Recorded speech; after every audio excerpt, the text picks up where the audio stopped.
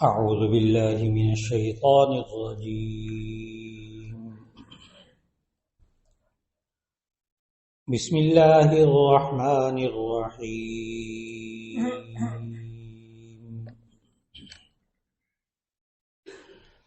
ويوم تشقق السماء بالغمام ونزل الملائكة تنزيلا الملك يومئذ الحق للرحمن وكان يوما على الكافرين عسيرا صدق الله العظيم.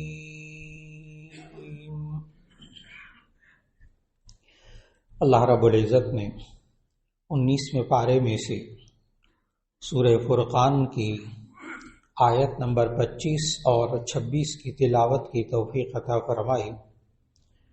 اللہ تعالیٰ نے قیامت کے دن کا نقشہ اور قیامت دن کے حالات بیان کرتے ہوئے ارشاد فرمایا وَيَوْمَ تَشَقَّقُ السَّمَاءُ بِالْغَمَامِ، اور جس دن کے آسمان شق ہو جائے گا، پھٹ جائے گا، بالغمام بادلوں کے ساتھ، وَنُزِّلَ الْمَلَائِكَةُ تَنزِيلًا، اور فرشتے اتریں گے لگاتار.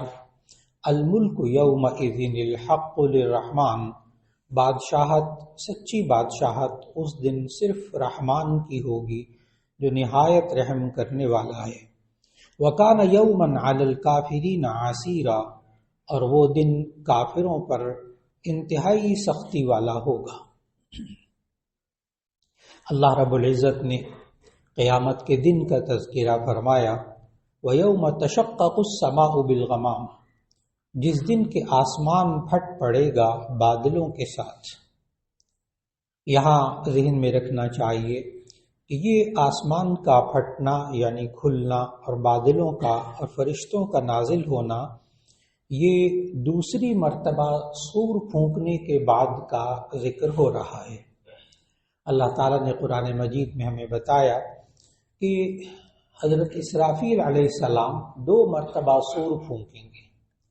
وَنُفِخَ فِي الصُّورِ فَصَعِقَ مَنْ فِي السَّمَاوَاتِ وَمَنْ فِي الْأَرْضِ، جب سور پھونکا جائے گا تو یہ زمین و آسمان میں سب کچھ تباہ ہو جائے گا. ثُمَّ نُفِخَ فِيهِ أُخْرَى، پھر دوبارہ جب سور پھونکا جائے گا فَإِذَا هُمْ قِيَامٌ يَنظُرُونَ، تو پھر اچانک سب کے سب اٹھ کھڑے ہوں گے دیکھتے ہوئے. لوگ قبروں میں دوبارہ زندہ ہو جائیں گے، اللہ دوبارہ زندہ کرے گا. اب یوم الحساب ہوگا، اس دن لوگ میدان حشر میں جمع ہوں گے. یہ اس دن کا ذکر ہے وَيَوْمَ تَشَقَّقُ السَّمَاءُ بِالْغَمَامِ، اس دن کے جس دن آسمان پھٹ جائے گا اور بادلوں کا سایہ، وَنُزِّلَ الْمَلَائِكَةُ تَنزِيلًا، اور اس دن فرشتے اتریں گے اور اسی وقت اللہ تعالیٰ لوگوں کے سامنے آئے گا. یہ وہی آیات، ان کی خوب تشریح آج کے فجر کی نماز پڑھاتے ہوئے ہمارے امام صاحب نے بہترین آواز میں سورۃ الفجر کی تلاوت کی، اور اس میں آپ نے درمیان میں وہ آیات سنی وَجَاءَ رَبُّكَ وَالْمَلَكُ صَفًّا صَفًّا، جس دن کہ آپ کا رب اور فرشتے قطار در قطار نازل ہوں گے. یہ وہی دن ہے جس کا ذکر آج کی درس کی اس آیت میں ہو رہا ہے کہ اس دن فرشتے اتریں گے، اللہ تعالیٰ سامنے آئے گا، اور اللہ تعالیٰ کو لوگ اس وقت سب کی سب پورے انسان، کئی ارب انسان، وہ سب کے سب بیک وقت اللہ کو دیکھ رہے ہوں. بخاری شریف کی حدیث ہے کہ جب صحابہ نے پوچھا کہ یا رسول اللہ صلی اللہ علیہ وسلم، کیا اس وقت ایک ہی وقت میں ہر بندہ اپنے رب کو دیکھ رہا ہوگا، اتنا ہجوم ہوگا، اتنا رش ہوگا، سب کو اللہ نظر آ رہا ہوگا؟ تو نبی صلی اللہ علیہ وسلم نے عجیب سی سادہ سے مثال دے کر بات کو پورا سمجھا دیا. نبی صلی اللہ علیہ وسلم نے فرمایا اچھا دوپہر کے وقت سورج کو تم سب لوگ جب دیکھتے ہو تو تمہیں کوئی مشقت ہوتی ہے؟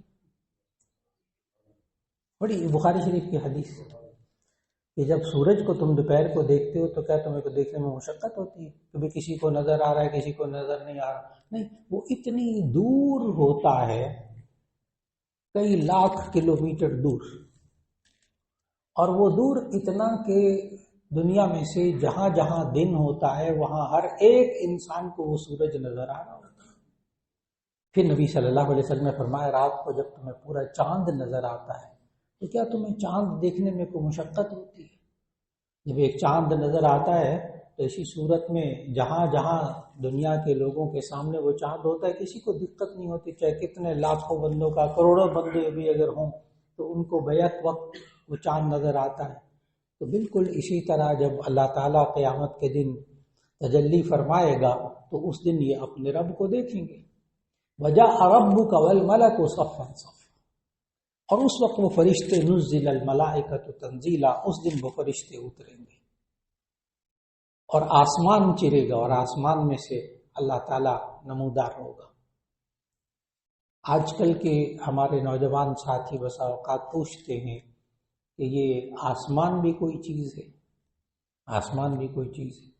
اصل میں ان کو جو سائنس پڑھائی جاتی ہے اس میں لفظ آسمان نہیں ہے، سائنس کی کسی کتاب میں لفظ آسمان نہیں ہے۔ آسمان جس کو قرآن نے السماء کہا، ہم اردو میں اس کو آسمان کہتے ہیں، انگریزی میں اس کو اسکائی کہتے ہیں۔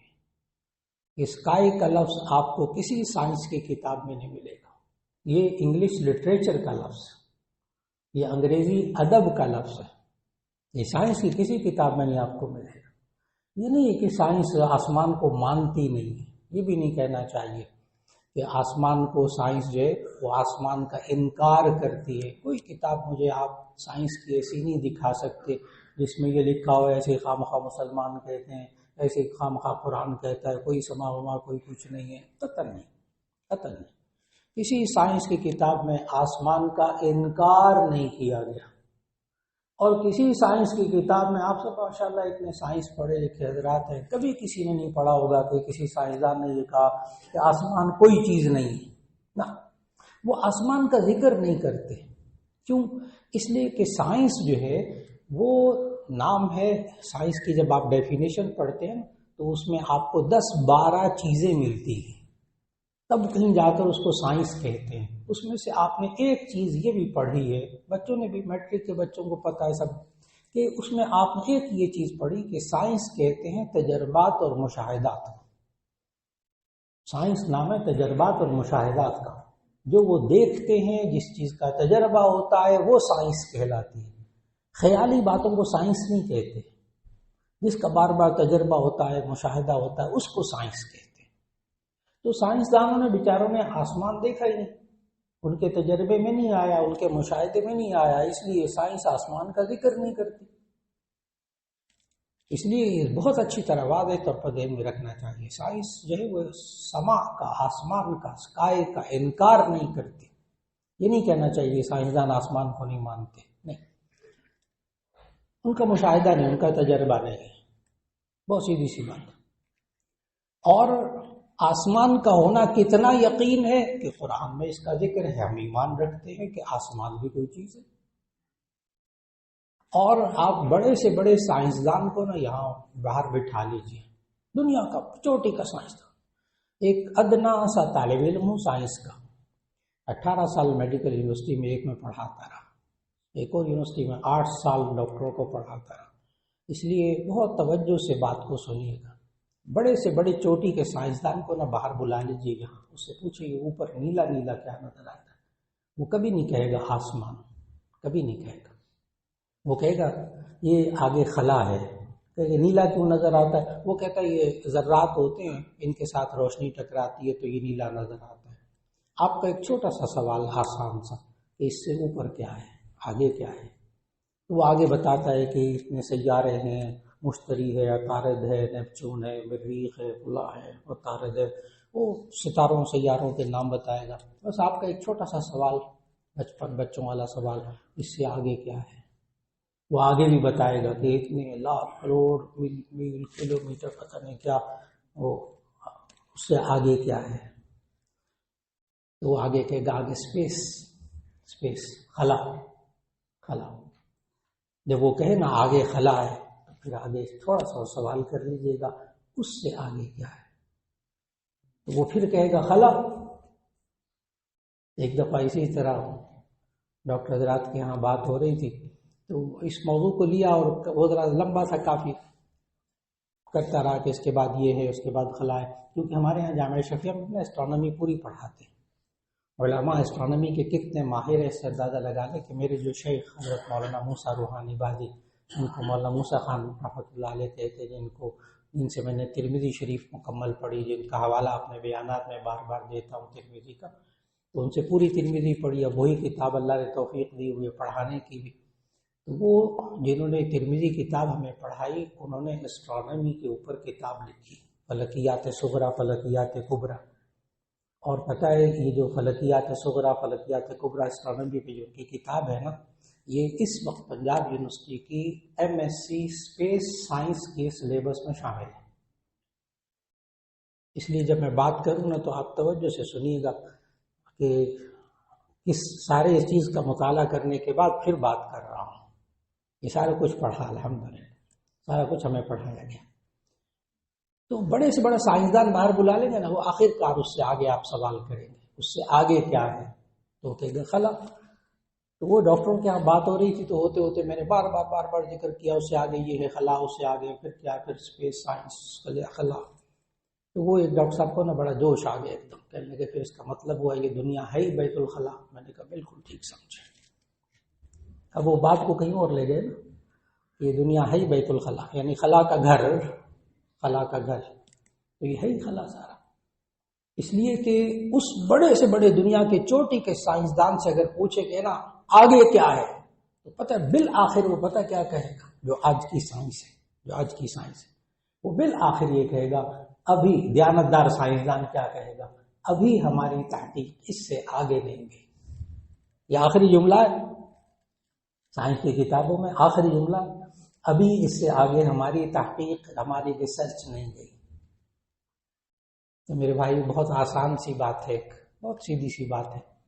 اگر آپ مکہ مدینہ جانا چاہتے ہیں، اللہ تعالیٰ سب کو بار بار لے جائیں، اگر مکہ مدینہ جانا چاہتے ہیں تو آپ اس شخص سے راستہ پوچھیں جو صرف کراچی تک گیا ہے، سمندر تک گیا ہے، کراچی آگے سمندر ہی سمندر ہے، اب وہ اس نے تھوڑا سا آگے جا کے سمندر بھی دیکھا ہے، کئی کلومیٹر، کئی 100 کلومیٹر، تو آپ اس سے راستہ پوچھیں کراچی تک جانے والے سے اور سمندر تک جانے والے سے کہ آگے کیا ہے، میں نے وہاں جانا ہے مکہ مدینہ، کہتے ہیں آگے پانی پانی۔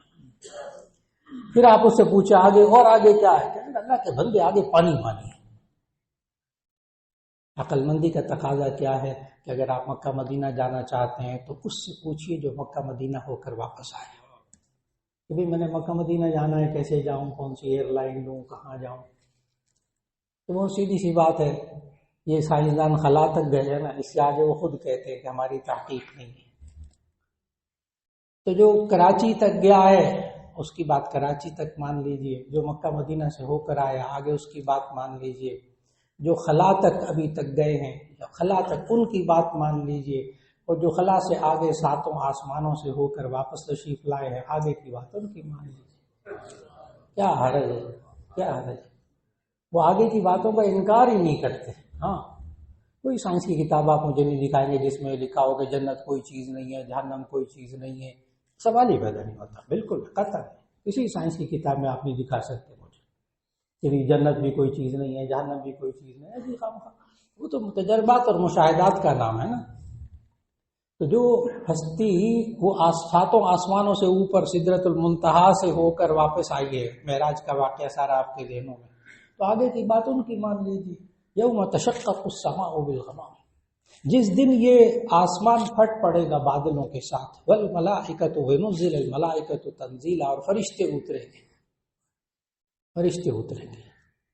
ہم نے آج تک کسی فرشتے کو نہیں دیکھا، مانتے ہیں، آپ کو اچھی طرح معلوم ہے ہماری ایمانی کیفیت کیا ہے۔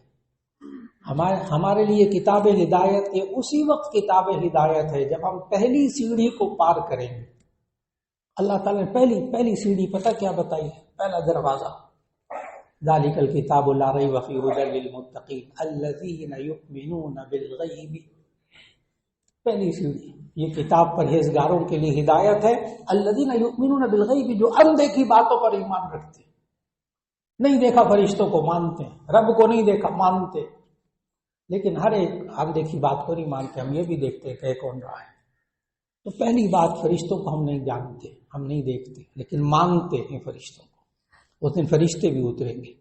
الملک یومئذ الحق للرحمن، اس وقت بادشاہت حقیقی صرف اللہ کی ہوگی.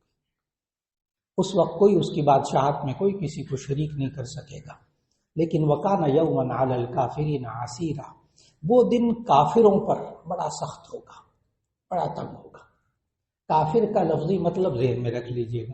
کافر کہتے انکار کرنے والا. کافر کا لفظی مطلب انکار کرنے والا. اس کی ضد، اس کا اپوزٹ مؤمن. مؤمن ایمان کی ضد کفر. مؤمن کا معنی بات کو ماننے والا، اور کافر کا معنی انکار کرنے والا. کس چیز کے انکار کرنے والے کو کافر کہیں گے؟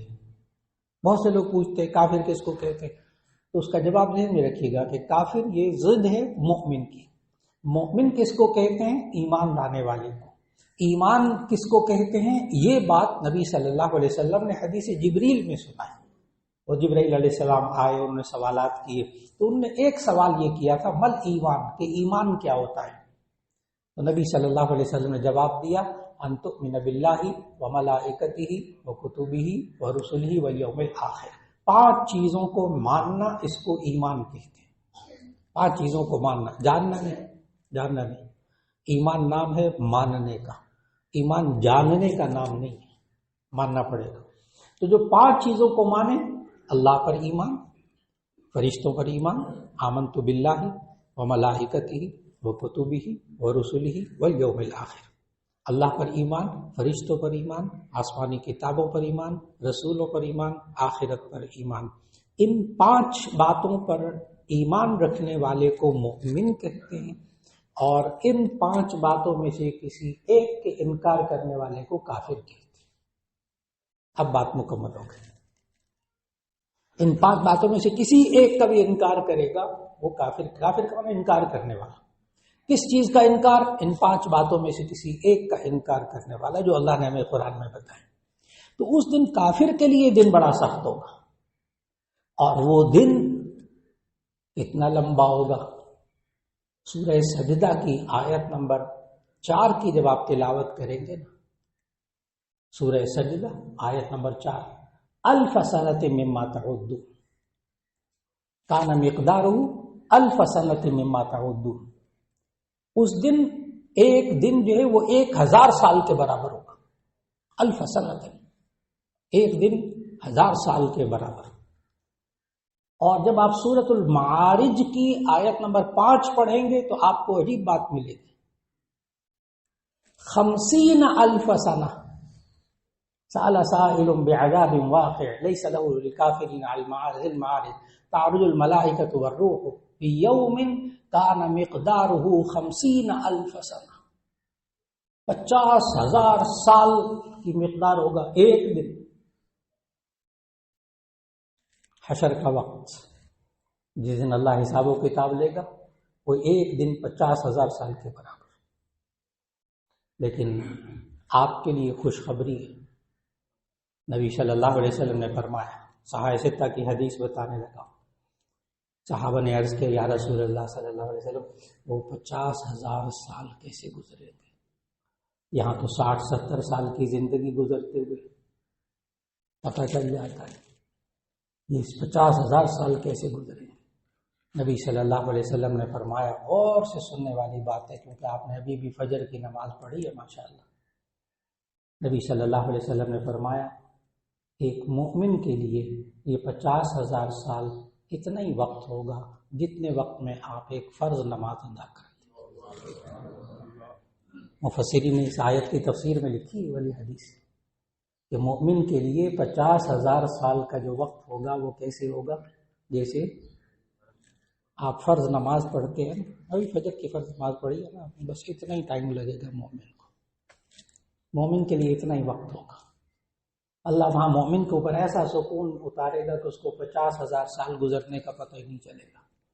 اور یہ اللہ نے قرآن مجید میں ہمیں دنیا میں کر کے دکھایا، انسانوں پر پریکٹیکل کر کے دکھایا.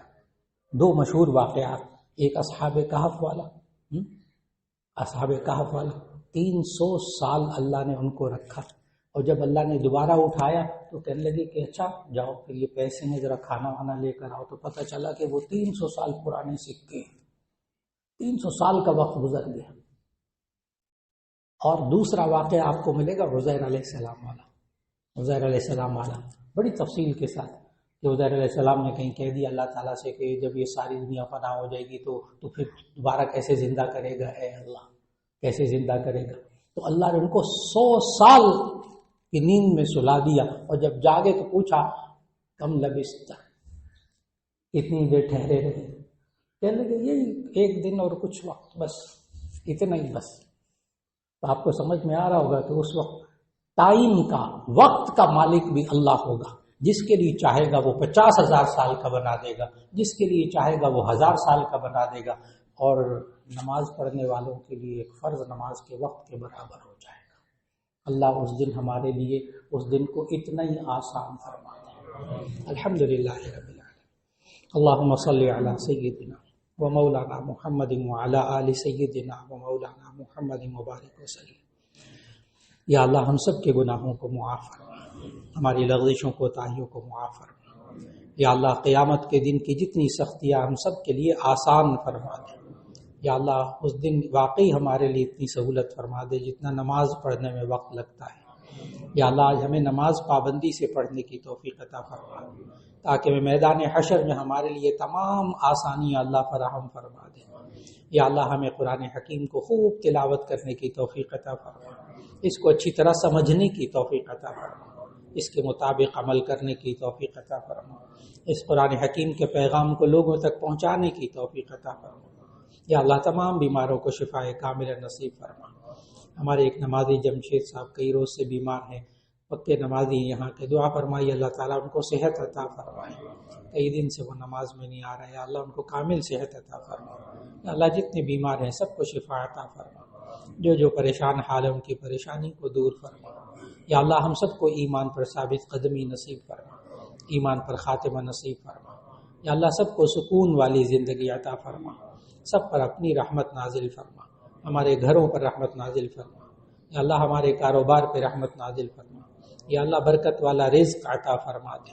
یا اللہ اس ملک پر رحمت نازل فرما، اس ملک کو ہر طرح کے فتنے اور شر سے اور ہر طرح کی بے چینی اور اضطراب سے، یا اللہ ہر طرح کے نقصان سے اس ملک کی حفاظت فرما لے۔ یا اللہ ہم سب پر اپنی رحمت نازل فرما دے۔ وصلی اللہ تعالی علی خیر خلقہ محمد و آلہ و اصحابہ اجمعین برحمتہ